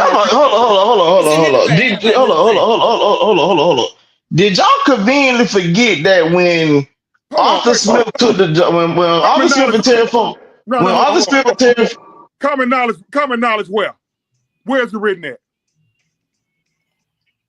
Charlotte line. Because I'm here to tell you, bro. Like, no, when they took the job, y'all do realize that the Falcons didn't have nobody that had no money and no players. We couldn't do nothing. Hey, I wasn't even to go there. Listen, man. Hey, y'all ain't listen. Can I interject one around here? I ain't gonna tell you what you want to hear around here. I already know. Listen. Get over it. We didn't draft Justin Fields. Why would okay? Here's my question. My bad, main event. I know you're a Bears fan, but just I'm about to look up. And when people talk about the Falcons and talk about how they didn't have any pieces, for one, the Falcons didn't have any cap room. You had to get rid of money somehow. You had to get rid of those big money contracts. Julio was one that you got rid of, even though he asked to leave. You know, you drafted Drake London, you drafted Kyle Pitts, you got Kirk Cousins, you got rid of Mariota, and the money that you gave him, the unnecessary $8 million that you gave him. I mean, so you look at what the Falcons are and what the Falcons were and what the Falcons are. The Falcons are where they should be at right about now, because everything that Terry Fontenot's done is everything that Thomas Dimitroff didn't do. Literally. Now, if you want to be pissed off by anybody, that's the fuck you need to be mad at. Because he was screwing us the whole time. One of the biggest problems, listen, I'm going to tell y'all something. One of the biggest issues I've done had with the Falcons as a team, I get tired of every year that God sent by and we go through the draft process, is me saying, LT, pause real quick. Who was the first team that could have got Khalil Mack before Khalil Mack went to the Bears? That would be the Falcons. Okay. Hold on. What year Khalil Mack got drafted? Khalil Mack was 2012 out of Buffalo, I want to say. But this is like 2013 year. Nah, because we ain't have a first round pick in 2012. No, I'm talking about free agency. Oh no, he got traded. He got traded to y'all, remember? Yeah, I know. But what I'm saying is that was a sign and trade. He was a free agent. He got signed and traded. So he could have signed with the Falcons. He even had a meeting with Dimitroff. Dimitroff didn't want him. So that's why he went back to the Mr. Hold on now, cause I know a lot of Falcon shit. You telling me that we had an opportunity to get Khalil Mack and we passed on that? They passed on it. Because at that time, y'all running 4-3. No, they did right. Shit. The man, what the Bears had to fucking give up to get Khalil Mack? Yes.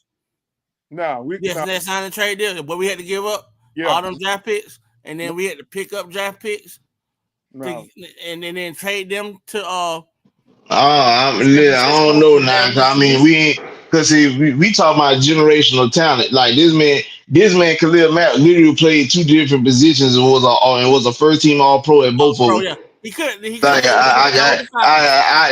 Like don't get me wrong. I understand not shooting for the stars, but if you know for sure you're getting a bona fide generational talent, you may have to pull that trigger. Like that, it's just like what the Falcons did with Michael Vick. Like this is a bona fide generational guy. So instead of you just letting it slide, you pull the trigger to make sure you got the number one overall pick to draft him.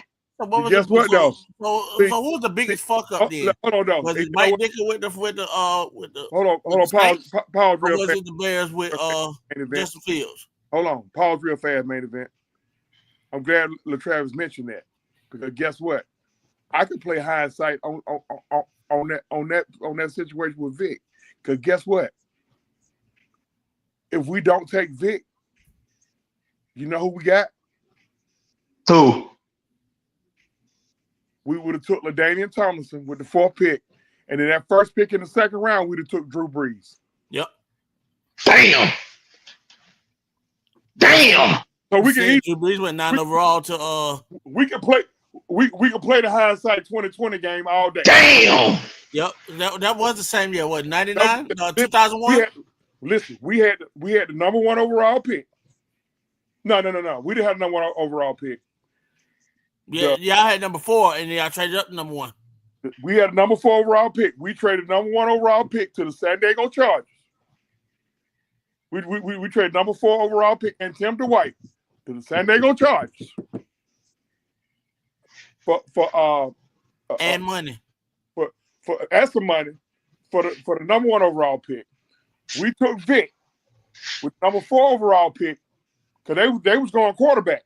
They wanted Vic too. The number 4 pick, they took LaDainian Tomlinson with the first pick in the second.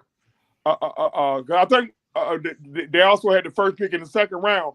First pick in the second round, they took Drew Brees. But guess what? If they take Vic, they not taking Drew Brees. Yep. And San Diego was stupid for letting him walk because they was questioning that. They were questioning his shoulder after his shoulder injury. They were questioning that, and then Brees would have failed us with the 35th pick. So I mean, it's hindsight. I see somebody talking about we drafted Jake Matthews instead. Jake Matthews done gave us 10 solid seasons, bro. Is he a Hall? Before anybody even go off the deep end about the Jake Matthews, because I know who was the number 1 pick in that draft. That was Jadeveon Clowney, if I'm not mistaken. So that was Mario Williams. Mario Williams. Mario Williams was way back in 2006. That's 06. I know that for a fact. Jadeveon Clowney. I thought Clowney and Williams came out the same year. Mario Williams, the DN, they got drafted by the Texans. Yeah. No, he got drafted in 06 because he was the first overall pick and Dredger Bush was the second pick. That was in 06. That was the same year Breeze. That was the same year Breeze went to New Orleans and they went to the NFC Championship game that season. Yeah, That's right. I was trying to think, what was 08? No. That was the year that he had the tackle, and then he got drafted soon after that. Who? Yeah, that's what I'm saying. That was the play that took place was the 2013 season, 2013-2014 season. And I mean 2012-2013 season. Then he was in the Heisman talks for the 2013 season, and then he got drafted in 2014. We took Jake 7th overall. But for anybody to say you can't badmouth Jake. For one, like if you look at Jadeveon Clowney's career versus Jake, like bro, Jake is clearly the better player. He's been very solid. If I'm not mistaken, Jake might have missed 2 games his whole career in 10 years. You can't knock that because the greatest ability is availability. Guess what he been at? But he been available, ready, willing, and able. Now I ain't saying was he an all-star tackle? No. But has he been a quality starter in this league? Absolutely. Is he a first ballot Hall of Famer? Probably not, but he's gonna get in there one day. He gonna get in there on his name alone. Yeah, I mean, because you think about Matthew's family, his uncle, his 2 uncles, and his dad. The year we drafted Jake Matthews, Jadeveon Clowney was the number 1 overall pick of that draft. Right. Now, if you want to talk about players that we missed, Jabril Peppers was in that class too, wasn't he? Who? Jabril Peppers was in that class too, wasn't he? Peppers came later on. Was that later on? Mm-hmm. Nah, like I said, I will say this. If you want to talk about players that we missed, we took Perry and Jerry over Clay Matthews in 2009. Hey. But you know what? Longevity, like you just said, plays a big part. All the Matthews brothers played at least 15 years in the NFL. I don't think Clay might have made it to 10. Clay might have made it to 10, but he ought to been made a major impact in this league by the time he got there. By the time Clay hung it up, he already made an impact. Because remember now, he got drafted in 2009. Remember what he did with the Packers in 2010? That was his breakout season. The man was a monster. Yep. So I mean, like I said, I gotta go through this. Like for one, we took Tat McKinley in 2017. Okay. But people don't know that what was on this man's scouting report, he had a bad attitude. Yep. He was getting drafted with a with a badass shoulder as he is. Yep. So the Falcons literally reached for that man. You traded up to get him with that scouting report. That's Dimitrov. Mm-hmm. That's Dimitrov's mess up. From UCLA, right? You said what? Tat McKinley from UCLA, right? We took okay. 6. We took Jake Matthews 6. Khalil Mack went 5th. Jadeveon Clowney went 1st. Here's who went after Jake Matthews. Mike Evans. Okay. Mike Evans went 13, right? Mike Evans went right behind Jake Matthews at 7. No, he went behind Jake. Okay. Aaron Donald would probably be the only one where I could say, God damn, we could have had him. But after I'm looking at the rest of the draft. Johnny Manziel, Clinton Dix. Still in the league. Bruh. Teddy Bridgewater's listen. Teddy Bridgewater's a high school coach now. The only guy behind Jake Matthews in that draft that you could say, damn, I wish we could have is Aaron Donald. Is Aaron Donald. What's going on? Aaron Donald? Pittsburgh. Yeah, okay. So, but that's what I'm saying. Like you said, Donald is the only one you like. Damn, we should have took that. And don't get me wrong. As much as I love Jake, because like I said, Jake has been very solid for us. I would have took that chance with Donald, me personally, because the Falcons been struggling with pass rush for Lord knows how long. Nobody knew Donald was gonna do that. The Falcons still hadn't had a 10-sack guy since Patrick Kearney, still haven't they? Nope. They ain't had a 10-sack guy since doggone Vic Beasley. He led the league. The year we went to the Super Bowl, he led the league in sacks for 15 and a half. That's right. Oh, yeah. And the crazy part about it, folks trashed that man for where he played, which, like I said, a lot of that came from Dan Quinn era. Them not utilizing him like he's supposed to be used. Here's another guy that I thought was really good. Because I wanted to go to Montana, so I'm gonna throw out Croy Bierman. I thought Croy Bierman was a good pick when he was a pick, 6 pick. He was hella inconsistent though. Like because don't get me wrong, we gave him a couple seasons for him to show us like he could be the running mate to John Abraham. He just wasn't. It just never transitioned. It never transitioned over. Because he had 9.5 sacks one year, then dropped down to 6. No, that man ain't never had that many sacks in the season. No, that's the point I'm finna make because Vic Beasley last year in Atlanta, the man left here with 8 sacks. We ain't had an individual get that many sacks by himself since then. Damn. And that was in 2019. Vic Beasley left out of Atlanta with 8 sacks by himself that year. We have not had a person that reads that matched that total since he's been gone. Oh, damn. Hey, look here, man. Hey, I got to get out of here, man. Mike gonna kill me, man. Mike, good God Almighty. Look, hey, I appreciate everybody in here, man. We got to get up out of here, man. We done went over 2 hours. Oh, I'm gonna get fined and suspended. Look here, man. Everybody on 6Man K Styles, 6Man K channel. Appreciate y'all checking in. Mad Mike Podcast. Appreciate you checking in. Truth with a 2 TV. For my man LT. For my man Main Event. Catch us on Thursday. Thursday we'll be talking the world of wrestling. We're gonna finally let Main Event go crazy on these goddamn territories. He's been trying to get at it for a while. Thank you, guys. We're gonna get on up out of here, man. Hey, we'll try it again next week. See y'all in 6 days and 23 hours.